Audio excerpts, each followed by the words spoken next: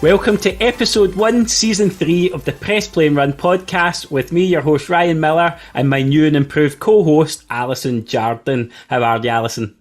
Good, thank you. So tempted to introduce us as Paul Hollywood and Mary Berry, but I just resisted the urge just because I saw your pace in your most recent run. Oh.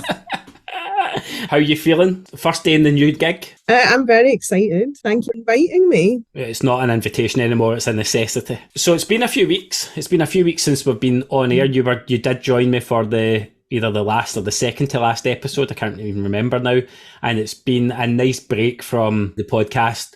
It's not stopped activity at all. There's been a lot on the go, a couple of things I want us to cover.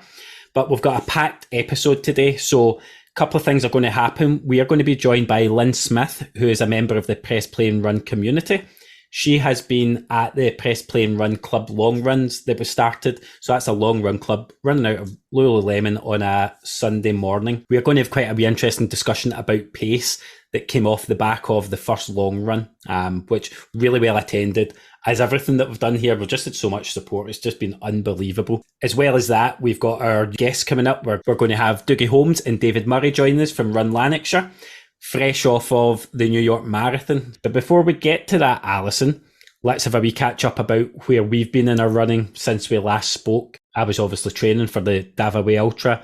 You were just getting ready, I think, to set off the next day to go to the Yorkshire Marathon. Give us the Cliff Notes version. How was that? It was brilliant. So I think I'd mentioned that I was pacing rather than racing this one. And it was so much fun. It was just as good as when I got PBs myself. Kirsten and I ran together, had such a good time, shouted at her a little bit, but we got her a massive PB. Weather was perfect, crowd's great, and it's definitely one, if you want to go out there and go for a good time or a bit of crowd support, I would definitely recommend it. Well organised, good run, because it's not one I've never spoken to anybody that's been to it before you guys went. Do you know, it was actually, in terms of marathons, one of the best I've been to for organisation, but also the before and after. So it was almost like a little village. Loads of tents, and you could get coffees, drinks, ice creams, food, really well organised. And I was going to say for a small event, but it's not. There was a big turnout, because there's a 10-mile race too. So it's definitely one, and obviously for our listeners up this way, it's not too far to travel. We stayed, but you could, if you really wanted to, do it in a day. Tell us a wee bit just about the route. So when I say it's a good one, probably if you wanted to go for a good time, it certainly is. You generally, after you get through the York centre, that was a bit of a shoving exercises. The first couple of miles usually are, but after that you're kind of out in country roads, loads of space, pretty flat until Kirsten will tell you the end, which is a hill, which is pretty mean. The only negative, and it didn't happen to me because we were together the whole time, keeping each other going, but I imagine if you were on your own, there'd be points that you maybe had that kind of dip, because when you're in the country, there's not always crowds to keep you going, quite long stretches, and there's 2 out and backs. If you don't like that, then it's not for you. But I'd say if it's one you just want to get your head down or go with a friend and have a laugh, then yeah, absolutely. Have a laugh, yeah, because going and running a marathon's such a laugh. You're bringing back serious vibes of the Edinburgh Marathon, that out and back section there. I'm getting PTSD even thinking about it. And Emily was with you as well, Emily in the Outdoors. She was an ambassador at the event. Yeah, so she got into a fancy little bit for nice food and coffee. And she's so important. She's not really spoken to us very much since. She's just too big a deal now. But it's fine. Hopefully one day she will rejoin the fold and maybe grace us with her presence. Who knows? But she did an exceptional job as an ambassador for the event. Shared her whole process leading up to it. And I know that the organisers were so happy with how she sort of carried out that role. They want to work with her again in the future. So brilliant thing. And she is also going to be a part of ambassador for the Edinburgh Marathon Festival along with yourself, that right? Yeah, she is. So she's doing the full marathon and I'm doing the half. Yeah, so that's something already to look forward to in next year's race calendar, and we'll touch on that. So for my part, I completed my first ultra. Don't know if you heard about it. You didn't mention it. I know. I've been sitting spinning my medal. We got the coolest medal I think I've ever seen. I think I put it on Instagram about 15 different times now. I have now run out of real ideas to use that medal. Brilliant event, interesting experience. So would you recommend that as for a first time ultra runner? I've been asked by people, yes, but without anything for me to compare it to, if that makes sense. Sure. But I did speak to people off the back of Glenogle about their experience of that, and I know that's another one that's often badged as a good first ultra. Yeah. What I would say about Davaway was the organisation of the day was exceptional. Really, really good. Small enough that it retains a real community feel. Race organisers did a briefing on the Thursday night. Sorry, they did it on the Thursday night. I travelled up on the Friday night. So they covered all the sort of salient points, and then you met them there and you were getting a chat. So it really felt like you're in and a part of the event. The course is stunning. We had a perfect day, blue skies, crisp, cold, but not freezing. Actually, if anything, I think most of us went out there over-layered and had to sort that fairly quickly. But it's very, very runnable the whole way. Even the bit of that looks in the profile like an incline is very gradual, not really noticeable. And apart from the killer hill that's about literally 400 metres from the end, it's disgusting, that hill. Apart from that, the rest of the route is just so runnable. I think that probably is what got me into a bit of bother with my stomach, was the runnability of the course. Yeah, because I think you'd obviously, not having done one before, probably thought that there would be parts, because when you speak to other ultra runners, they say there's always bits you walk, and you'd obviously thought, well, that's a bit I can eat. But when you want to just keep going, you do as a runner, it must have been a bit like, oh, okay, should I eat? But then you're always told not to. Don't forget to eat, and don't forget your nutrition or you'll suffer. So it's finding that. But then, like you say, it's your first one, and if you want to do another one, you've learned a lot. It's like that disclaimer that you see in books, but all mistakes are my own, and they definitely were my own. But I had so much advice, so much support online in the week running up, and on the day was just unbelievable. The number of messages I had, even during the run itself, was overwhelming, actually genuinely overwhelming by the end of that day. But the thing the piece of advice that you've just hit in the head there is, everybody says the same thing: walk the hills, walk before you need to walk, so walk the hills and keep fueling. I felt great in the day. I was running really, really well. My legs did not fail me at any point in the day. Like, I think the strength and conditioning has helped, but running while eating at a pace killed me. It gave me a stitch that I could not shake, and it lasted, looking at the splits in the data, I think it lasted about 8 miles. It felt like 10. Until the point I had a bit of reflux and I was trying to hold that back, and then I let myself be sick and felt instantly better. And I should have done that like a solid hour before I actually did. And then I was able to run on again after that a bit. But I really wasn't bothered by pace. This was all about finishing for me. But it did take the edge off the experience, if you like, because that was not a happy 8 mile spell. That was like, I was running a bit and then having to actually stop just to let the stitch dissipate, and then I'd pick the pace up and it came back, and it was just, I was like that the whole time. So I think in hindsight, with what my body's used to in the running I've done, I should have probably fueled it like a marathon. I should have fueled it with gels and chews the way that I'm used to, especially if I was going to try and keep that pace sustained.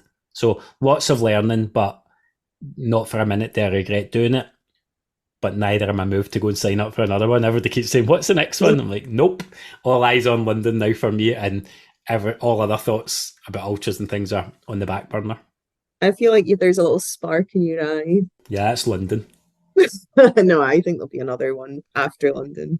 I don't know. I've tried to learn from my mistakes of the last year and stop saying no or yes in the immediate aftermath. So I've stopped signing up for things in the immediate aftermath of a race when you've got that buzz, but also off the back of a rougher experience. Never say never, because you just don't know where you're going to be. And it gets expensive when you keep saying yes immediately. Yeah, exactly. It's only so, and not all the races you can actually defer and move down the line. So that ultra was very reasonably priced. So couldn't speak more highly of the event. Got to meet Leanne, former guest. Brilliant. Met Helen as well. Met Gemma. So these are people from the Press Play and Run community. It feels like you're meeting familiar friends on the day, even though you've never met them, because of this community that's sort of formed in and around the podcast, but also through Instagram. It was just lovely. It was just such a good vibe. So, no, brilliant event. But enough about me. Tell me about you. What's been going on since Yorkshire? Let's share with the group. Not a huge amount, to be honest, and that's probably for a few reasons. So I did decide to take some proper time out because I needed it for my head and my body. I'd taken it quite easy up to York, and that wasn't ever a secret. I'd kind of really pulled back, used the bike a lot more, been out walking. Then work's kind of got in the way as well. I think I've shared it a few times on social media that I work for a US company. So again, it's juggling schedules. So this week I decided it was time to kind of get my butt back in gear. And to do that, I needed to make some pretty serious changes to make myself get out again. So I've decided to join the Newton Roadrunners. Another convert to the crowd. Woohoo! No, brilliant news. Obviously, not that long have I known about this, but I knew recently you were thinking about making that change, and you've been to a couple of the club runs, and you'll be a huge asset to the club, I'm sure, but I think you'll also get plenty back from the club too, and I know you've enjoyed your first couple of sessions, and it works for you and your schedule.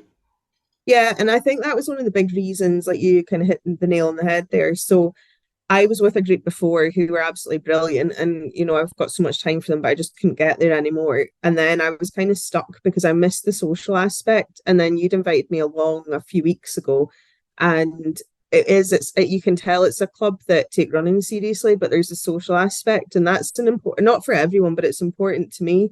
It's also why we have started the long Sunday runs, because running should be about more than going out yourself, especially at this time of year. I'm kind of hoping now that if you ask me again in the next episode, I'll be able to say that's me back into some, maybe not a routine because that's hard now, but back into regular running. It's a big departure for you to be taking your foot off the pedal, because it's been literally just years of grind the next thing, target the next thing, target. Yep. Chasing those 6 stars, all the marathons, all the prep that's come with it. You've had great people at your back, but I think you probably needed the break. I did, and I think I've kind of made peace with the fact that I'd love to still be the person that can go out 6 days a week and run speedy sessions all the time. But at the end of the day, that work pays my bills, running doesn't. And you know what, like you say, I think there comes a point as well, you've got to think about everything else, like family. And we've said this every time I've spoken about running, we're selfish as runners. And I know I've financially, time, everything, I've taken a lot away to do those 6 stars. So now it's time to just take a step back, focus on everything else, but still enjoy running. Yeah, and also let's not forget you were practically being held together by duct tape at the end of that whole run. Not big injuries, but the stack up of niggles. And I think you felt that since, haven't you? Since you actually gave your body the chance, you've had a few of these things cropping up, and it's probably not a surprise. You've abused your body with marathon block after marathon block. Abused it in the best, worst way possible. But no, it's exciting. I am really excited. And I think last night was probably a perfect example. I wouldn't have gone out the door. I would not have gone out. It was raining, it was dark, it was horrible, but I'd committed to going to a club. And that's sometimes why it's so good to make that commitment. Well, delighted to have you involved in the club as well. It'll make organising the logistics of the podcast easier as well when you need to chat to me twice a week. So, Alison, before we hand over to our guest interviews today, I think we need to talk about the Press Play and Run Club. We had Lynn, Ultra Linny, on for a chat, actually, which was going to be inserted into this part of the episode. And that was going to be all about how the first 2 runs of our long run club, so the Press Play and Run Club is a long run that leaves from Royal Exchange Square at Lululemon on a Sunday morning at 9:30. And we had Lynn on because Lynn was actually at the back of our first run and wanted to speak a wee bit to the community and then about making it a more inclusive space and everybody feeling welcome and it being a place where everybody could come and run. However, something happened on Sunday. We had our 3rd run and we had 34 people turning up for it. I made a bit of a plea to people to get involved. I explained how we were trying to make it inclusive, and everyone showed up for themselves and for each other. So we decided to pull that bit with Lynn and I spoke to her, because actually what we were trying to achieve through that conversation was achieved on Sunday. So Alison, that was your first run with the club. Do you want to talk me through, for people that weren't there, tell them about the day? Yeah, so I think more than achieved what the aim was, to be honest. It was such a good atmosphere, so well done. I think from feedback, the first two runs did go really well. But I know from speaking to yourself and Lynn and others, what the goal was to include everybody and nobody to be left out or feel that way, because I don't believe anyone would be if they turned up. So it was so much more than expected. Like you say, there was a huge turnout, and I just think it completely exceeded expectations. The smiles on people's faces, the buzz that people got, people running further than they ever thought they could. For me personally, it was getting to meet people that I've spoken to for such a long time on Instagram but never met in real life. It just went so well in every aspect. And I think obviously the end, which was meeting back at Lululemon for a little surprise, also was a nice little surprise for everybody too. Yeah, and I need to thank Jenny and Nicola, the store managers. Jenny's just actually finished up on mat leave, so all the best to her, and I hope everything goes brilliantly there. It's been an absolute pleasure working alongside Jenny since taking up the ambassadorship, and Nicola now steps into that role. But they sort of surprised me with a voice note just through the week. The run was already arranged. I'd already made that plea to the community, and then Jenny had said they wanted to celebrate me doing my first ultra by gifting the community a piece of Lululemon clothing. So far more than we could have expected. And my heart was in my mouth when I saw the number of people that were starting to sign up, because I'd given ballpark numbers of what we'd had in the first 2 weeks of 17 and 20 was the first 2 weeks. And then you're doing a head count on the morning going, oh my God, we're over 30.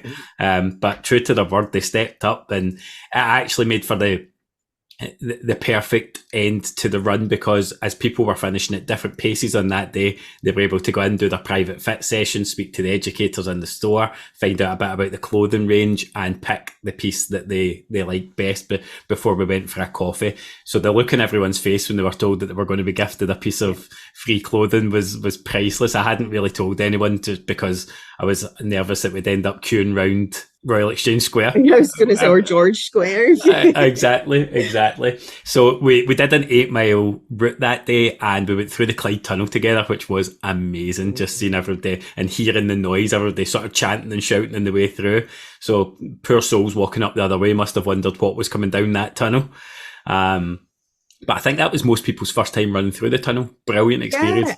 I was going to say, it's so funny because I mean, like, personally for me, I don't live in Glasgow, so, and I loved it. But even I think those that are even a bit closer to Glasgow, some hadn't done it, and it was brilliant. And I do think that added as well. Everybody enjoyed it, and it was something that I've always wanted to do, but just never had the chance. So I think that would be, it would be good if we could do that again at some point. But I guess that leads on nicely to what we're going to do this Sunday. Yep, so this Sunday's a little bit different. So the first 3 runs that we've done have all been distance-based. Excuse me, we've had a 10-miler, we've had a couple of 8-milers. But this week we are actually going to do a time set run rather than a distance. So we're going to do a 2-hour run, 1 hour out and back along the sort of Kelvin walkway and the Clyde path. So it's almost all towpath. We'll go out together, get to the towpath, and then it's difficult to get lost, but I've put the route on Strava so people can sign up.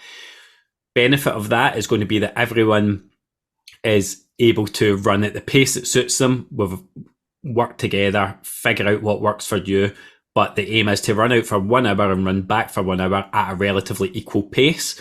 So people at the front, the speedy mob, are going to go a bit further and do exactly what they want. If your pace is necessarily slower, you'll cover a bit less distance, but you will start and finish at the same time. We'll all go for the coffee and do that social bit that makes the community what it is. So I only put this up last night, and I'm thrilled to see people starting to sign up. But Alison, maybe you can give people a wee pointer as to how they can get involved and what's going to help us to make it as inclusive as we want it to be. Yeah, I personally think that what you've done of putting the post up a few days beforehand, asking people to put down what pace they're aiming for, is brilliant. I think it'll hopefully encourage people to come along when they see like the group that they may fit with.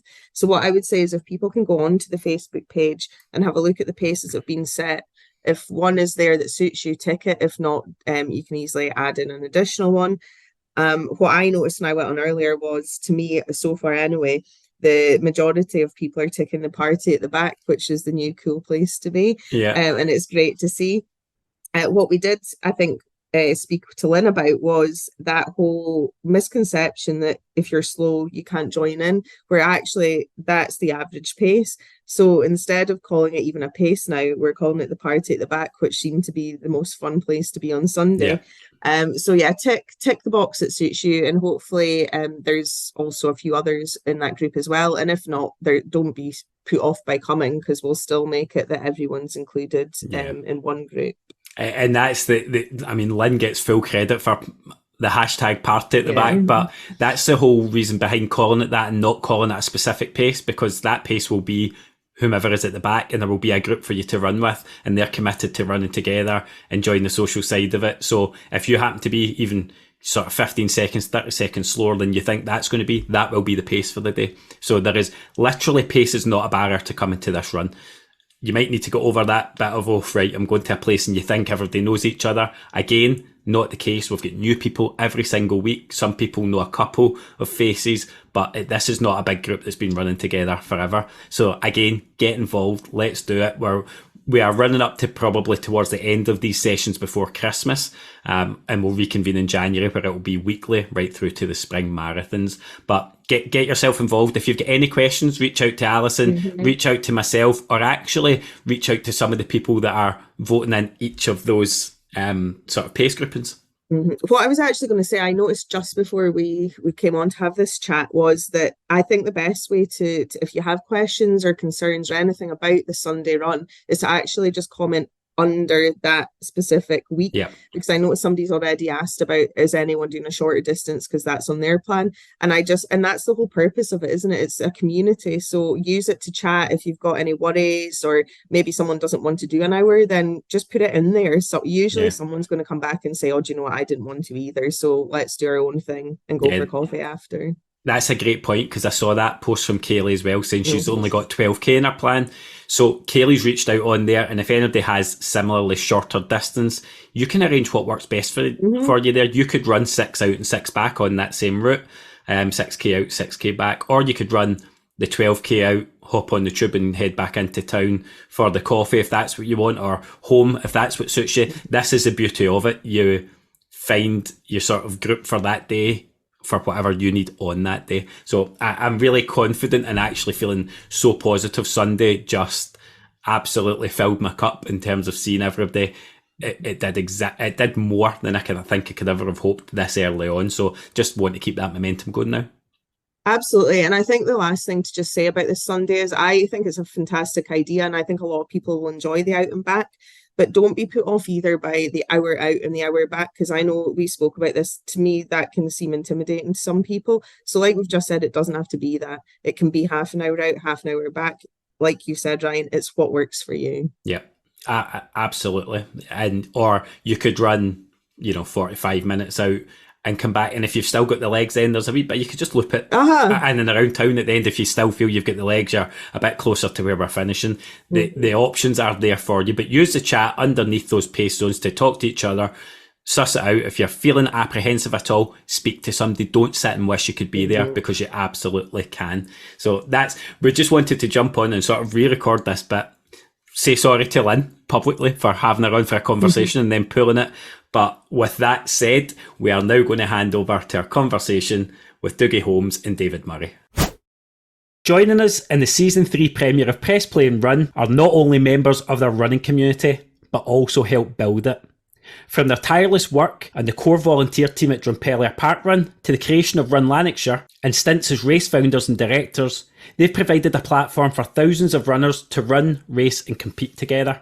Personally, they've been a huge source of support on this podcast journey, and I'll be forever grateful to Dougie Holmes and David Murray. Welcome, guys. Thanks, Ryan. Thanks for the intro, Ryan. I was half expecting both of you guys to be rocking up with your American accents, fresh off the glory of the New York Marathon. So we are going to do something we don't normally do here. We usually would start by saying, tell us a bit about yourself. We will get to that. I want New York in its glory. It's fresh, it's raw. I'm going to hear about your experience. So David, I'm going to get you to kick me off, because your New York journey almost was ruined by injury. Yeah, thanks, Ryan. And we're both delighted to be on. Yeah, New York was touch and go. My A plan for this year was a Boston qualifier at Berlin. And thanks to my sidekick, Mr. Holmes, I had for outstanding long runs at a good tempo. I actually took that from Mark Gallagher, being on podcast and talking about doing his long runs at tempo.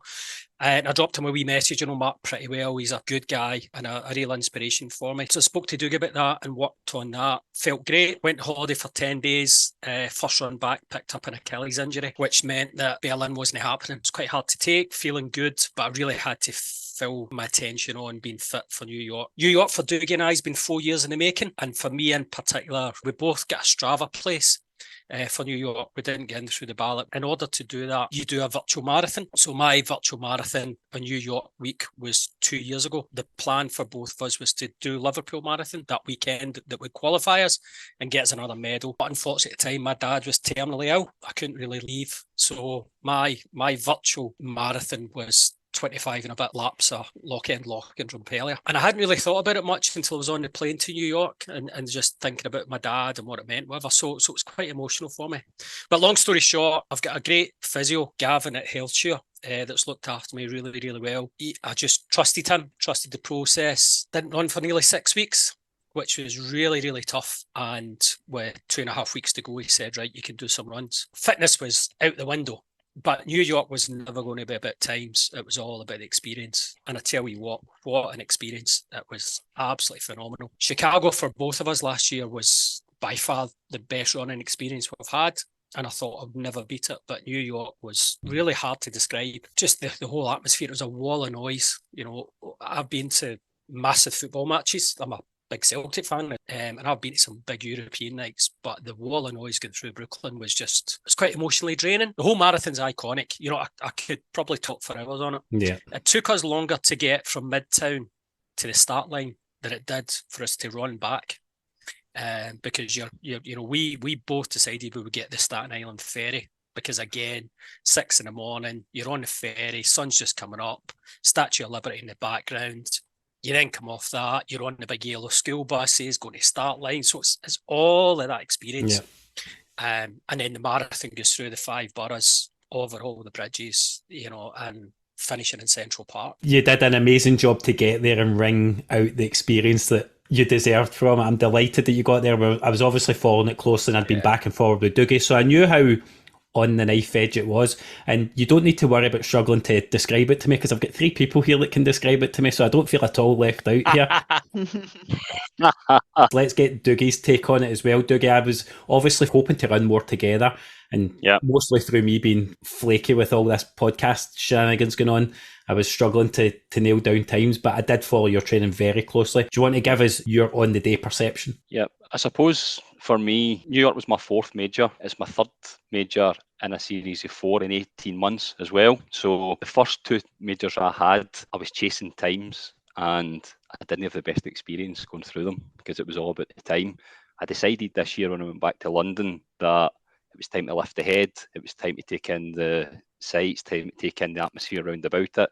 So I took all time pressure off of that, and New York was always going to be about that for me. I first applied for New York back in 2013, 7 rejections, and I stumbled across the virtual that David was explaining earlier.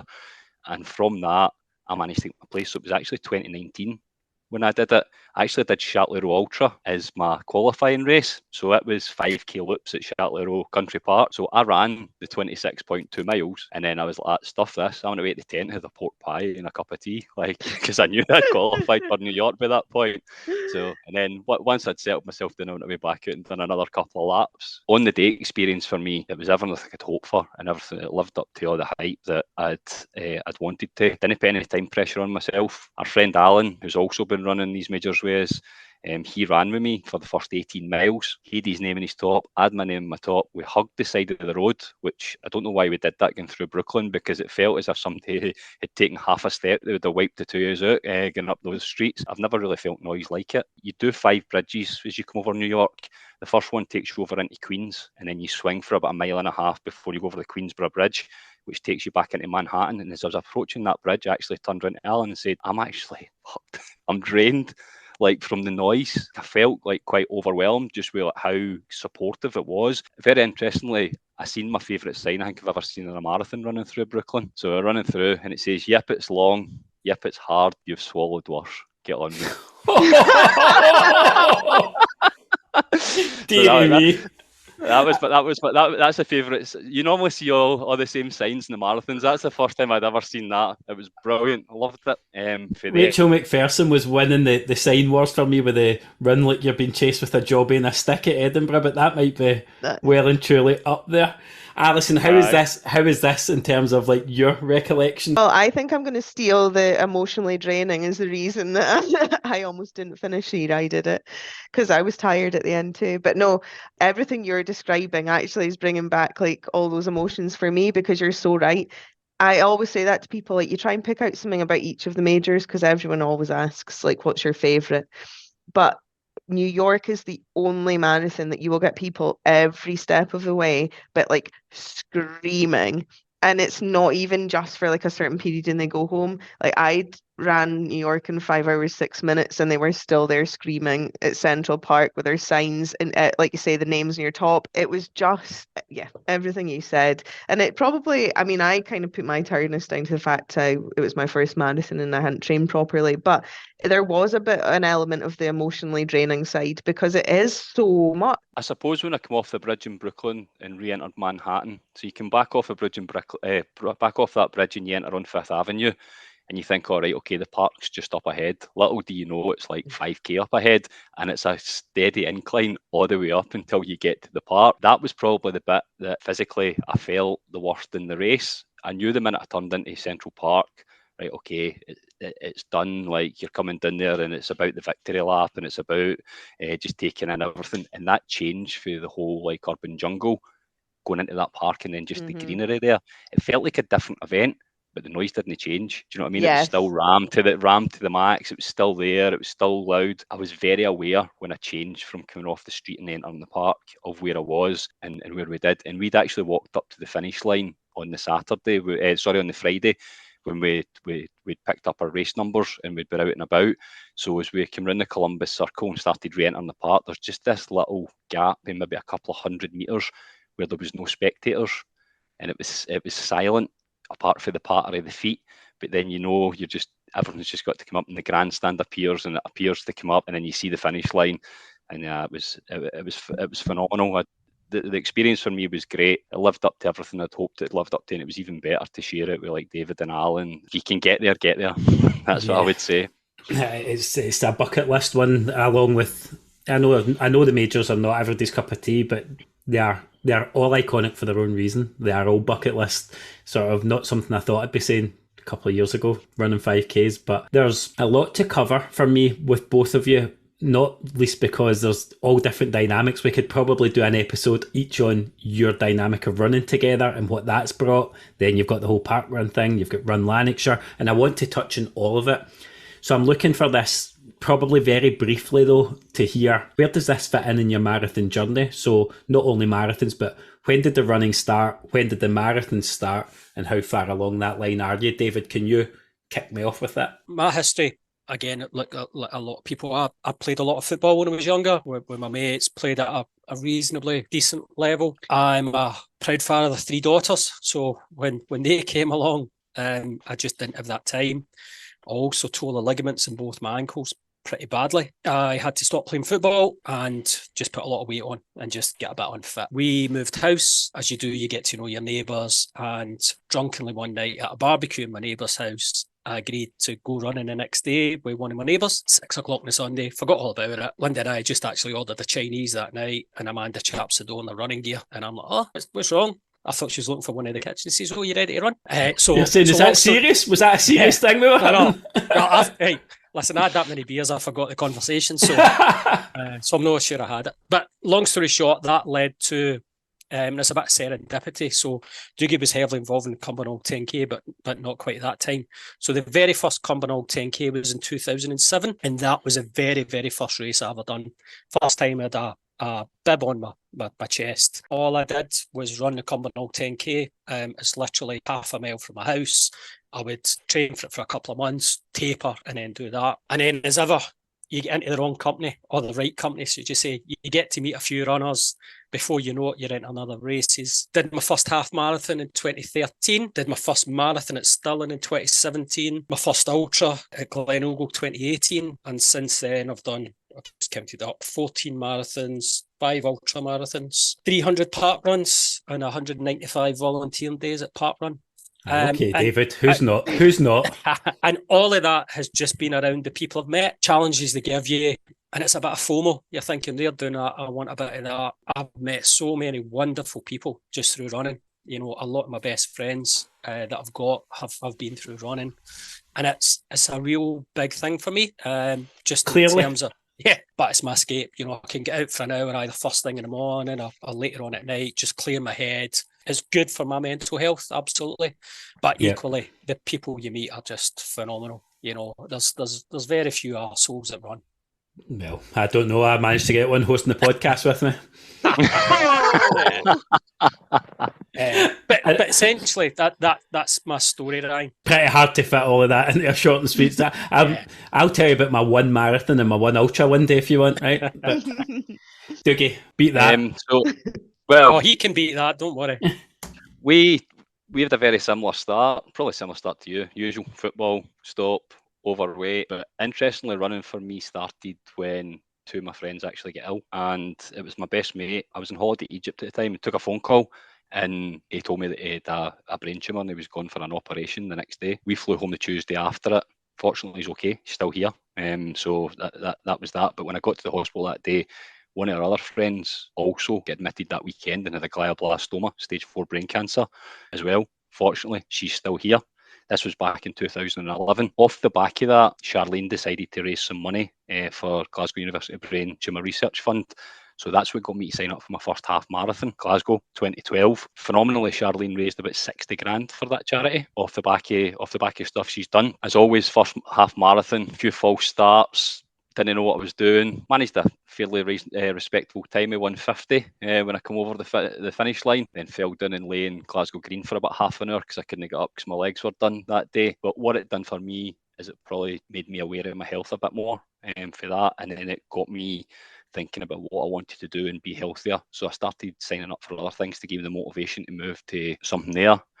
My previous job, I was in sport. I was a development officer and then a senior development officer, which led me into event organising. So my running and the event organising started dovetailing. I took over probably in 2013, I think it was, for the Cumbernauld 10K for there, and then built a series of runs round about that. We already did the Monklands Half Marathon through the local volunteer group, and then we added some Christmas events. I did some other events for Sam H. I did some stuff for British Transplant Games. So built up quite a bit of experience of delivering events through my actual role back then. My first marathon was in 2014. It was Edinburgh. So chasing a 4 hour, like that golden goose of a time for everybody, ran 4:02. And my defining memory of Edinburgh Marathon that day was being passed at 22 miles by a barefooted runner dressed in a leotarded skeleton suit.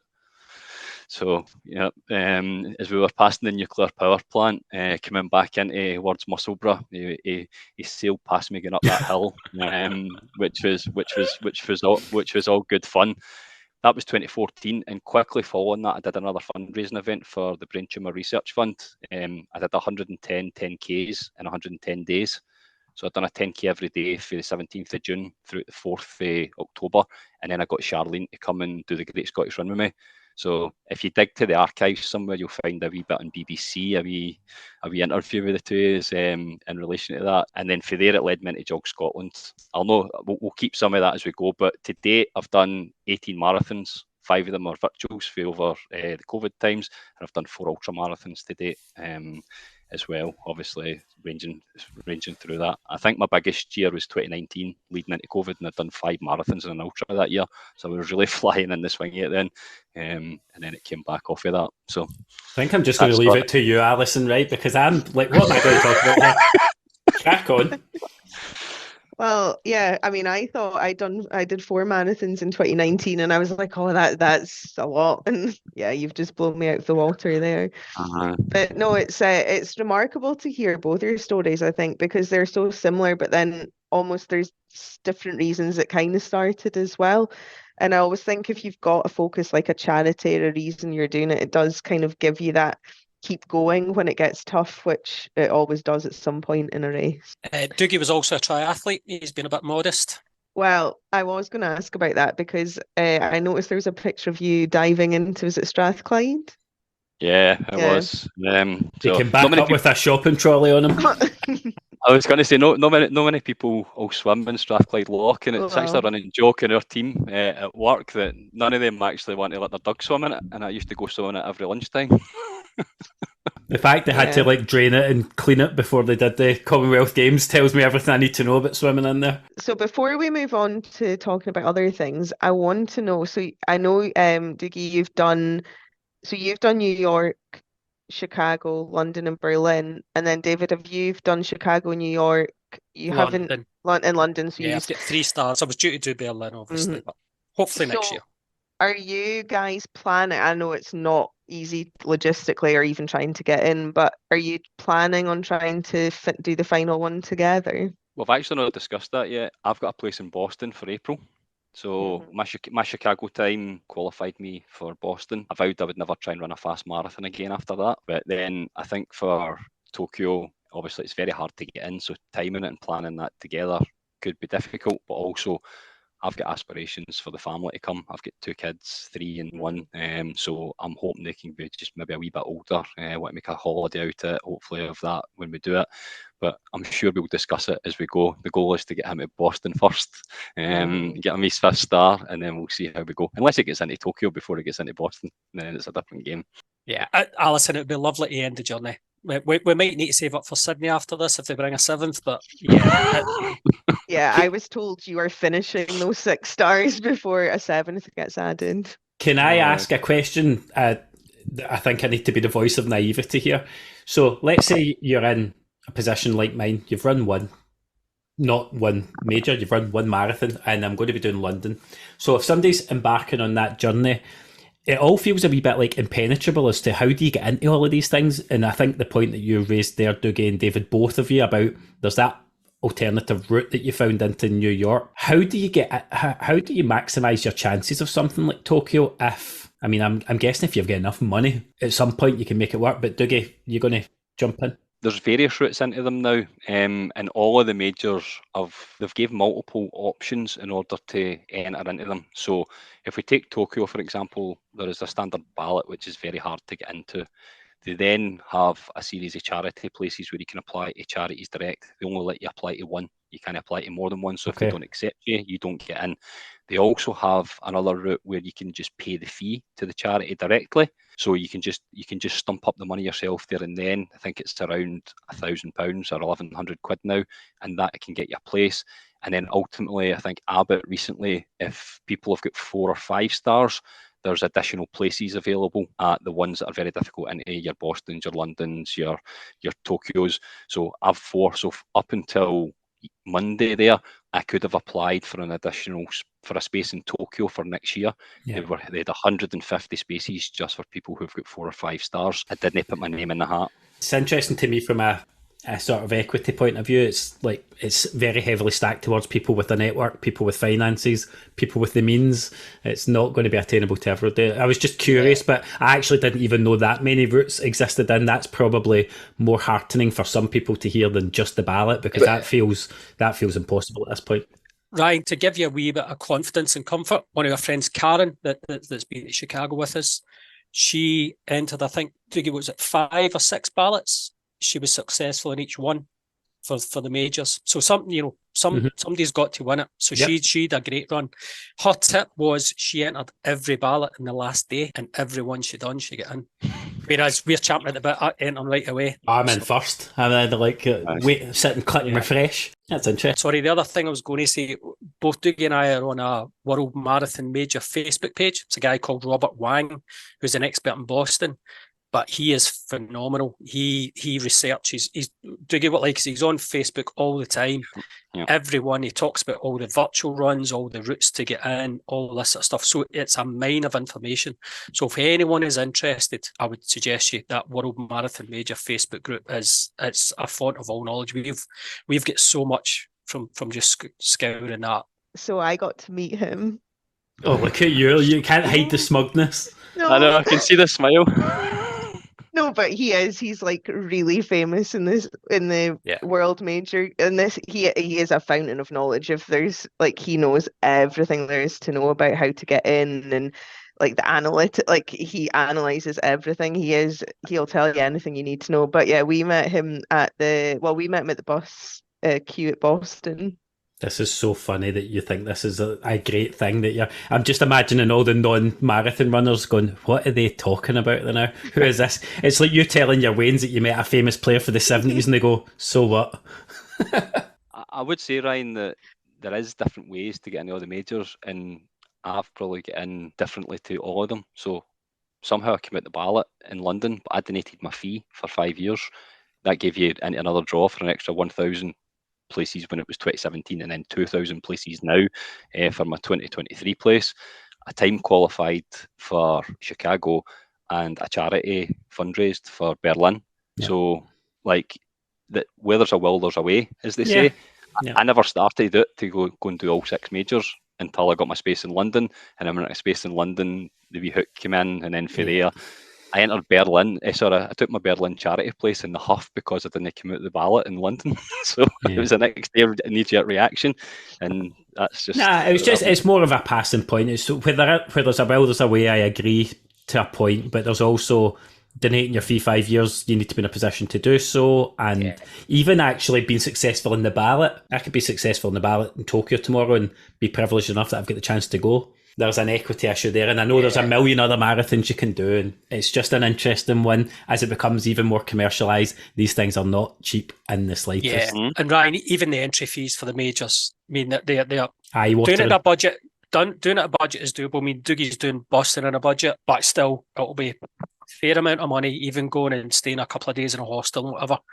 And I know people. I know Alan's brother Mike. He's a double 6-star.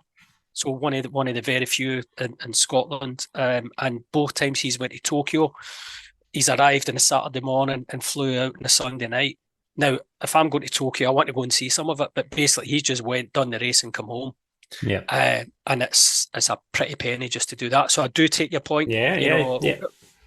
Part of Dougie and I's ethos about running is to make it accessible for everyone, and that's part of some of the things that the reason we do what we do. But equally, these majors do cost money. There's no denying it. So there's a segue, a perfect segue, because I'm very conscious of you've got so much running experience between the three of you on here with me at the moment that we could talk for 5 hours, and nobody wants to hear any of us for 5 hours. But there's a real paradox between obviously that financial outlay. And then I know what your ethos is. I know what Run Lanarkshire's ethos is. I know what Parkrun's ethos is. And I know how you guys operate within it. You go out your way to keep Run Lanarkshire events or events, Dougie, that you've put on. They are very reasonable on pricing. They're very inclusive. Parkrun is by its very nature free and inclusive and a free run. But you also make it welcoming. So that sense of community, how important to you is your role within it? I actually met David through Parkrun, called January morning out at Toll Cross. I was in a long run. It was snowing. Strathclyde had been cancelled. Somehow I found my way to Toll Cross to arrive at the alternative course. Had to run up the hills. We were building snowmen next day and things like that. It was fun. And on that day, David actually invited me to Vogrie the next week. And from that point on, we sort of just get into a routine. They go on and visiting other parkruns and doing parkruns together, and we actually just built a friendship through parkrun. We met so many good people. Strathclyde for me was my home parkrun at that point. I'd done about 50, I think, at Strathclyde before I started venturing out and doing any sort of tourist running. But even that, we were inviting people to come along with us. We were meeting the same sort of people at the weekends. I was leading at Jog Scotland, which was obviously helping people enter in at beginner level. Just that sort of community that you chat about all the way through it. Our friendship just grew through that, and it's continued, and it's never really stopped. So we seem to like the same things. We seem to want to do the same things. We like to help people do them, whether it's through pacing, guiding, organising events, organising social runs. All that stuff's really at the core of what I want to do in running and help people achieve what they want to do, because I see the benefits it provides me, and you just want to pay it forward and give other people the opportunities that you've had.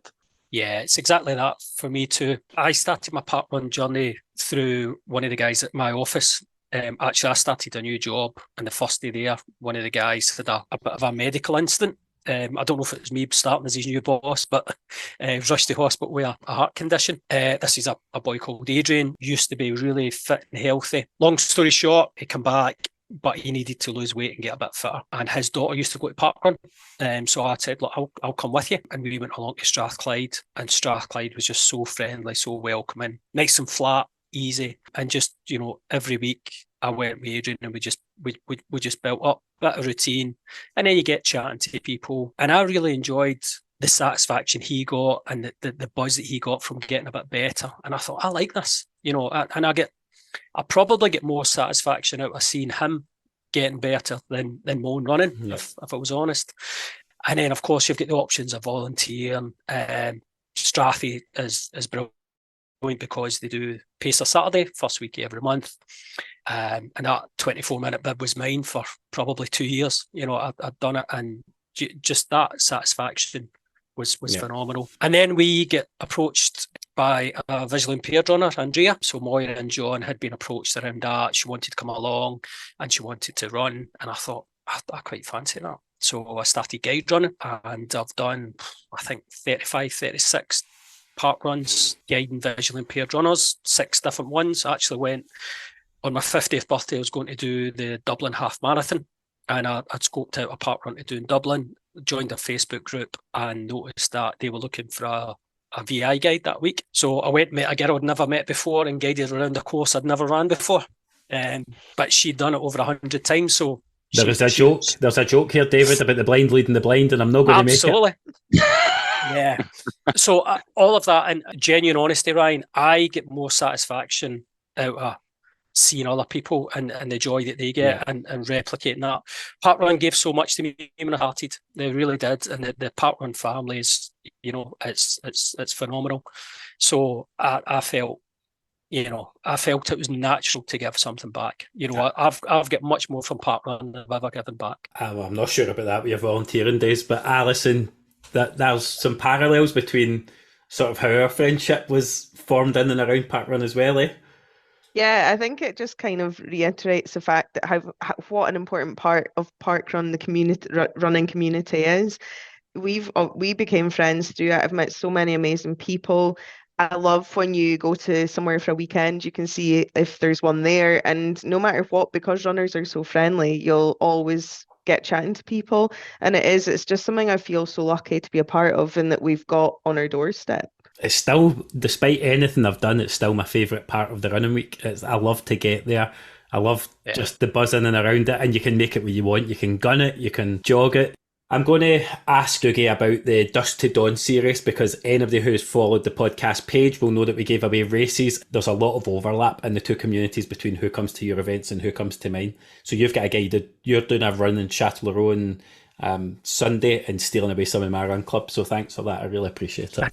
That's what the thanks you get. But tell me about that. Tell me about the new race series. Me and David have been floating, like getting back into event organising. So when I changed jobs, obviously I stopped becoming run director for Cumbernauld and Monklands and the Christmas events and stuff.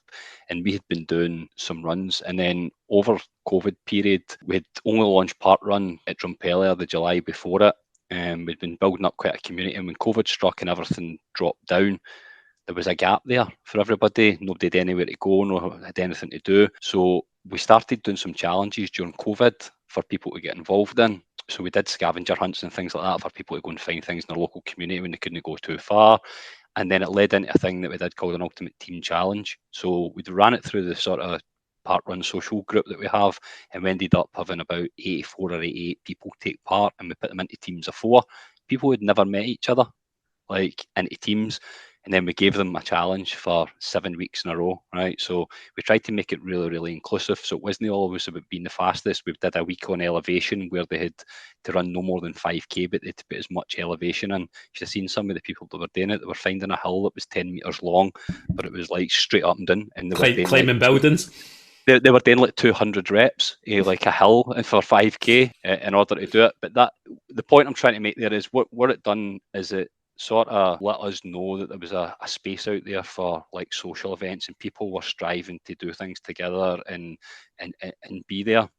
So that led us into looking around Lanarkshire and the sort of routes that we wanted to do that people maybe not do themselves, and we decided to start some social runs over the winter period in order to do it. So it was targeted at people that maybe wouldn't run these routes on their own, people that maybe looked at it, thought about it and thought, well, I don't know where I'm going.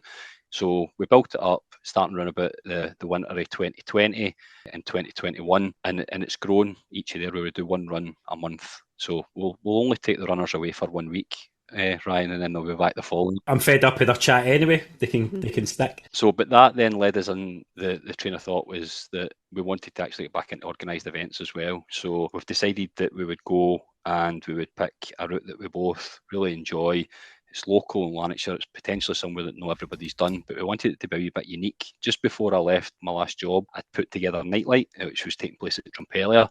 So I was really keen that I wanted a different event in it. So I came up with the idea of doing Dusk to Dawn, an event during the daylight, and then we run the same event in the dark. When I did the events back at NL, we created the Jigsaw Medal, which people like to build together and stuff like that. So they can stay tuned to see what we're coming up with for the Dusk to Dawn series. So I've got two Jigsaw medals. Have you? I'll take you in a virtual because I've got a few spares, and I'll let you get the third one if you want. Well, I was really interested to hear about the upcoming races because I want to take part in them, but just obviously with schedules and other things on just now, I'm not able to this year, but I'm excited to hear what's coming for next year, if you've got anything planned already, or is it all still in the pipeline? The Dawn event will take place on the 3rd of March 2024. We'll then have Monklands Half Marathon again in May, and then the Dusk version of the doubler will take place in October the 18th 2024 as well. So we've split it this year. I do have aspirations to bring them, so you do the nighttime event and the Saturday, and the daytime event and the Sunday, so you're doing the two events back to back. We're very much in our infancy. We've got quite a few ideas, not just for this but for other things to come forward, but we're not ready to release any of that information just yet. I just think it's exciting as well that it's not all just the normal kind of running races, that it's got a bit of a different spin on it, which just makes it a little bit more exciting as well. So I'm really looking forward to it and just to hear what's coming. And I know that I'm clumsy and get lost, but the nighttime ones do sound quite fun. I've never lost empty yet, so. Wow. Oh, there's a challenge. Yeah. Absolutely not doing that. She get lost at Springburn Park Run. She get lost in the press play and run. No, not lost in the run, was leading the run and get lost. Aye, brilliant. Right, I'm going to go now. Aye, I think you should. Yeah, so the night race, I love the idea of the day and the night. People are mad about a night race and the head torch and there's a community build. I love the community in and around Run Lanarkshire. I saw how many people you had at the, how do you say it? Is it the Antonine? Antonine, yeah. Yeah, that looked like a great day, and so many, there was Newton Roadrunners there, and so I saw all the coverage of it. People looked like they had such a good time. You've done something very special with that community, because whenever you put something on, you've got an audience. Yeah, we tend to try and focus on trail, because a lot of people want to try and experience trail run, and it's a wee bit different. And clearly, there's some hills, and the Antonine and Bar Hill and Croy Hill. They're great beauty spots, and we're generally lucky with a good days for those ones. So you're at the top of the hills and you can get a really good view, and naturally, you're going to get a break at the top. The other one that we've done is the Seven Locks Wetland Park, where again loads of people have heard about it, and then obviously the races we're doing around the North Calder Heresies Trail, which is really close to Dougie's Heart, and it's a place that nobody really knows exists, and it's a really great place to run between Coatbridge and Airdrie. So it's trying to bring some of that just accessible to people and just educate them on a wee bit of what's out there right on your doorstep. It's a fantastic thing in terms of adding value for people, as you said, because it's quite saturated at the moment. We've spoken about this, like there's 5Ks everywhere, social, and there's even 10Ks if that's what you're looking for, but trails, it's a much more isolated community unless you're in the know of who does it and where to go. But I saw Nikki, one of the people in our community, was at your Antonine run, and I've seen her up that hill another 3 times on Insta since. That's a place she never knew. She's like, it's 20 minutes by car from where she lives, and she's never been there. And now she's been there taking the kids. And so again, brilliant. You're getting to see a bit more of that landscape that's on your doorstep. We are blessed that we are so close to urban environments, rural. We've got it all on our doorstep. It's just probably I'm very guilty of not tapping into it. I run the same roads constantly. But no, fantastic thing you're doing. We will continue here to be your biggest advocates, biggest supporters, because you're adding value to our group as much as obviously vice versa, and to help without that expectation of reciprocation. You've done it with me the whole time, and I'm so grateful for it. I know that it's been whistle stop. I know there are a million things we could talk about, and probably will, over the years that we continue to know each other, but I need to get through the quickfire questions with you and then find out how badly you've cheated and written down your answers. I've genuinely not wrote a thing down. David's got his. This is when I tell you I've got 10 new questions. That's fine. Can I ask a question before you get into the quickfire? Of course you can. Right, so at Parkrun, our female record holder's Morag Miller. Any relation? Absolutely not. You'll never catch a Miller up that end of the leaderboard. I was going to say, I was just wondering if she was any relation to you. Right? No, and I wouldn't admit it anyway, because that means somebody from my family beat me, and I would never tell you. Nah, not me, not related to me. Although that is one of my 2 second places at Parkrun, was Drumpellier, so it's getting there. I'm going to have a first place finish next year. That's part of my aims, even if I need to go to one with like 3 people. Well, we share the stats every Saturday afternoon, and I'm normally showing him Girvan when Kerry's no there, and he's like, oh, bugger. But see, my luck, I turned up, I went to Rockhill, not to try and win first place, but Rockhill on any given week could be a time that I could win in.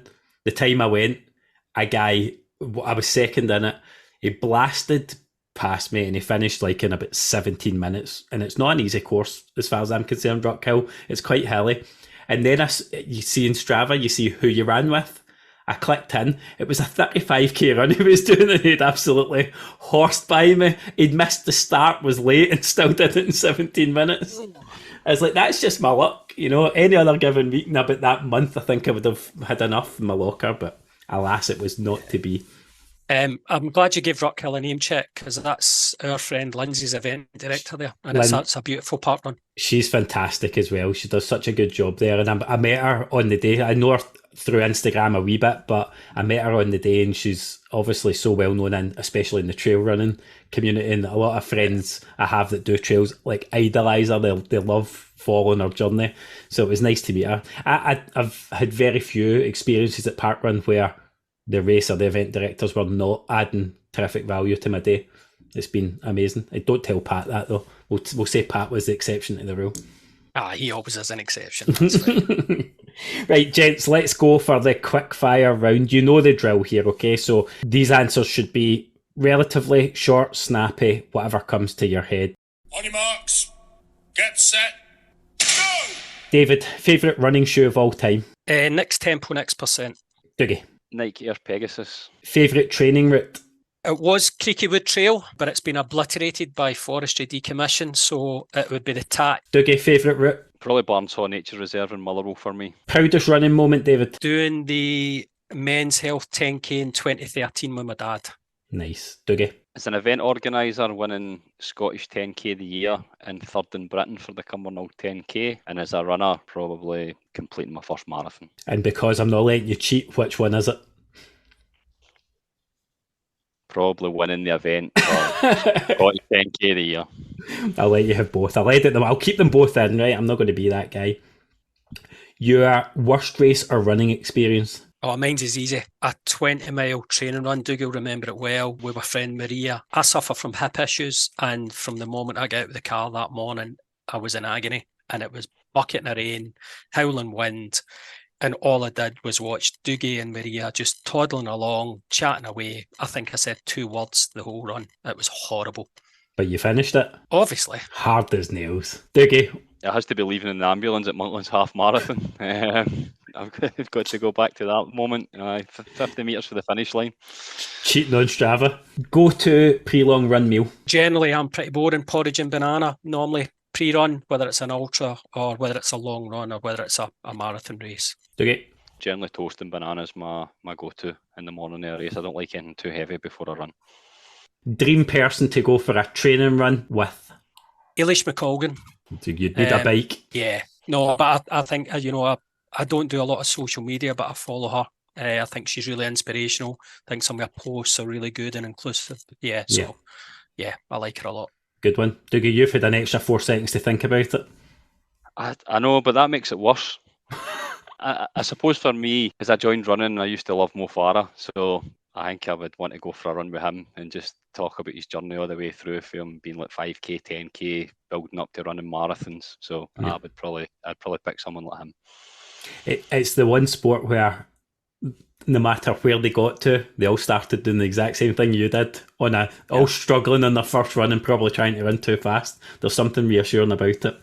David, if you could run alongside yourself as a beginner runner, what advice would you give to yourself? Start sooner. I wish I had. Dougie? Probably that times don't matter. I think a lot of people, including my own journey, is that you focus a lot on time at the beginning. My running journey's not about that anymore, I don't think. Forget about the times and just enjoy the experience. Yeah, it's still so prevalent in the community. I think the less experienced you are as well, the more it can dominate your whole running outlook. One inspirational Instagram or social media profile you never skip by, David. I know you're not huge on the social media side of it, so tell me to wheesh if that's the case. No. Well, I got to give a mention. I'm a huge fanboy of James Stewart.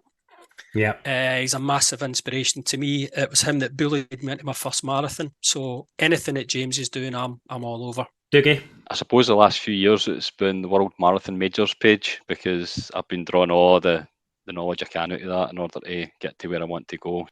Do you run with or without music? I generally don't really run with music. I quite often listen to Radio Clyde's Phone In, because I think it's comedy gold. If I'm out at night, or I'm a big podcast listener too.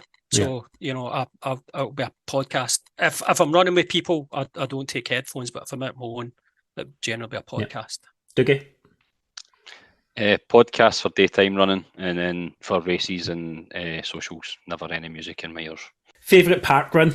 This is surely a difficult one for you. You've got such a variety to pick from. My favourite park run is Lanark Moor. Again, big shout out to Derek Aiken, the event director there, a good friend of ours. It's got a bit of everything, and it's really good. I've only been 3 times, but I love it when I go. Closely followed by the Drum. You can't beat the Drum. Well, Drum Chapel or Drumpelia? No, Drum Chapel. Oh, really? That's the one everybody tells me to go to if I want first. Yeah, because the numbers are low.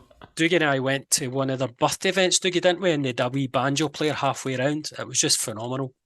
Don't make the joke about banjo players. Dougie, favourite park run? It has to be Drum Chapel, believe it or not. He's just stole my thunder right off me there.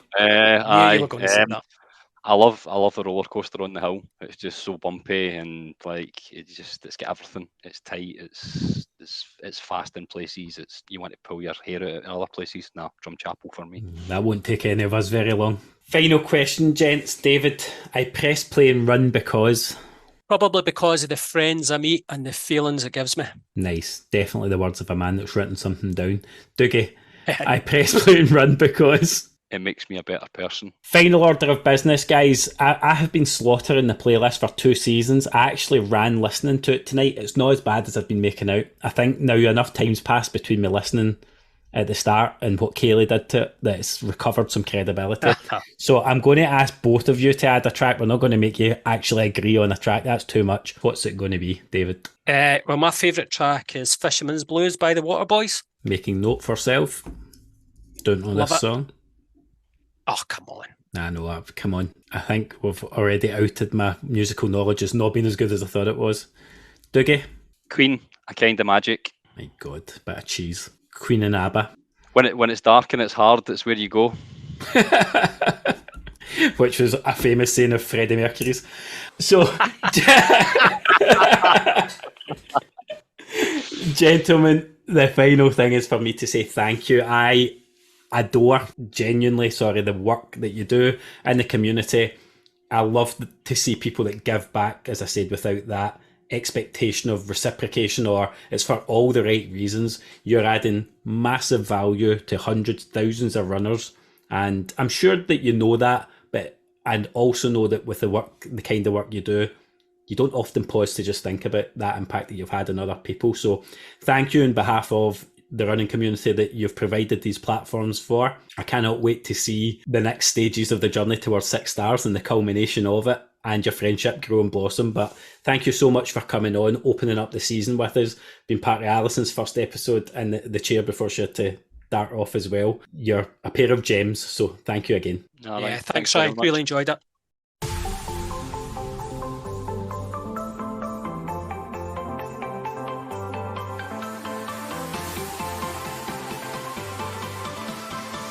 Thank you to you, the listeners, for joining us for another episode of the Press Play and Run podcast. You can really help to support the podcast by subscribing or following on your podcast platform of choice and by leaving a review. Don't forget to follow us on Instagram at Press Play and Run Podcast and to add the Press Play and Run playlist on Spotify. We'll be back every 2 weeks with new episodes, and please be sure to keep an eye on our Instagram page to find out which guests will be joining us. Until then, keep getting the trainers on, press play and run.